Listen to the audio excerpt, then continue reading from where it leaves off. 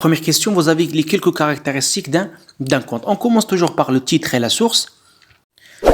ما تنسوش الاشتراك في القناة وتفعيل الجرس باش يوصلكم الجديد إن شاء الله. Bien, bonjour et bienvenue dans le monde des comptes. Alors aujourd'hui, nous allons voir comment jouer au compteur.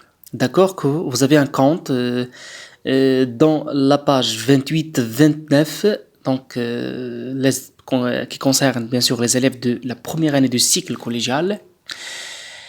Très bien, alors prenez maintenant le sujet. Alors, dans le sujet, vous avez lisez le conte suivant, puis jouez-le devant vos camarades à la manière d'un conteur populaire ou d'un comédien sur une scène de théâtre. Bien, alors prenez maintenant le conte Le grand-père.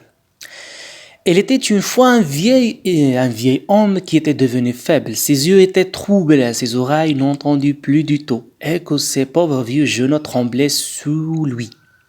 Ses mains aussi tremblaient, et il tenait si mal sa cuillère quand il était à table, qu'il renversait souvent de la soupe devant lui, et même parfois manquait sa bouche. Son fils et la femme de celui-ci en étaient dégoûtés, qu'ils finirent par obliger le vieux grand-père à manger dans un coin, derrière le poêle, où ils le servèrent dans une grossière écuelle de terre, ne lui donnant que tout juste de quoi ou ne pas mourir de faim. Jamais il ne mangeait à sa faim. Et puis un jour, ses pauvres vieilles mains tremblantes laissèrent échapper la malheureuse écuelle qui se cassa. La jeune femme le gronda, mais il ne répondait rien. Elle soupira seulement. Elle alla lui acheter une cuille de 4 seaux en bois dans laquelle il dut manger désormais. Devant le vieux grand-père assis comme toujours dans son coin à l'écart, son petit-fils âgé de 4 ans se mit à rassembler quelques planchettes de bois qu'il s'efforçait de faire tenir ensemble. « Que fais-tu là ?» lui demanda son père. « C'est une grande auge que je fabrique, » répondit l'enfant, pour faire manger papa et maman quand je serai grand.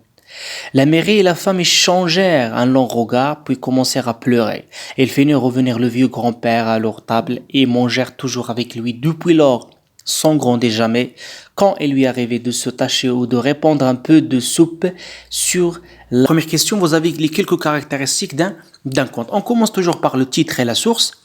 Alors ici, vous avez le titre, c'est le grand-père. Et aussi, vous avez la source du texte, c'est un conte des frères Grimm. Alors, la formule de début, donc vous avez « Il était une fois ». Donc ça, c'est la formule de début, « Il était une fois ». Le personnage principal, on a dit qu'après « Il était une fois », il y a le personnage principal, donc c'est un homme, un vieil homme.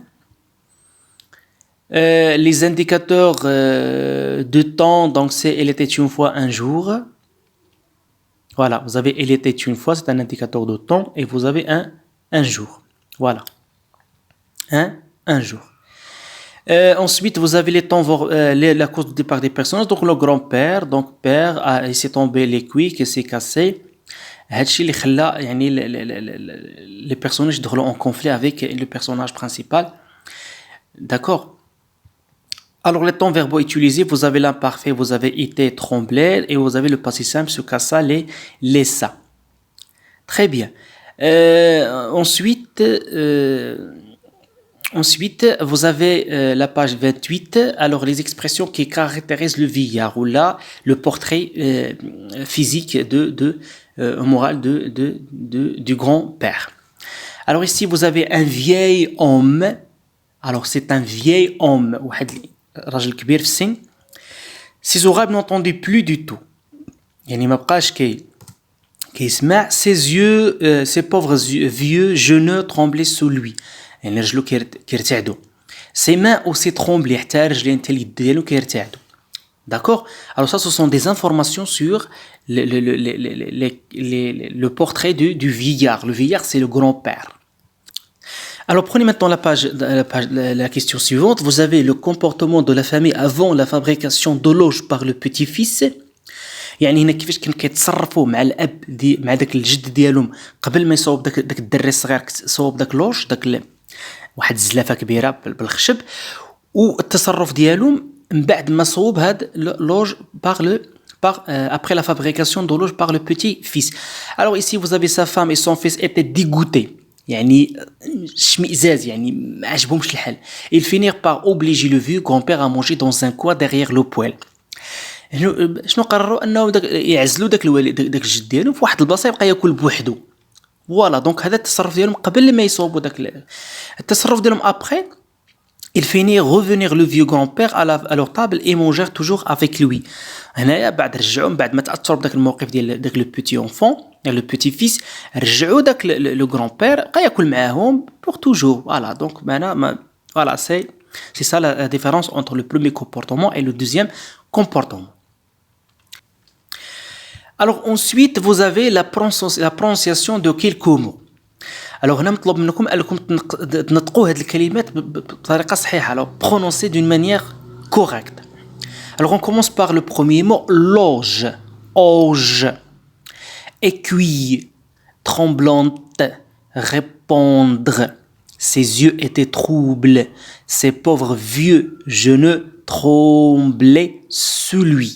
On le servait dans une grossière aiguille de terre. Tout le monde commença à pleurer. Alors je répète, l'auge, l'aiguille, tremblante, répondre, ses yeux étaient troubles, ses pauvres vieux genoux tremblaient sous lui, on le servait dans une grossière aiguille de terre, tout le monde commença à pleurer. Alors pour le reste, alors vous avez un extrait, alors c'est de, alors il faut jouer le rôle de ce vieil homme.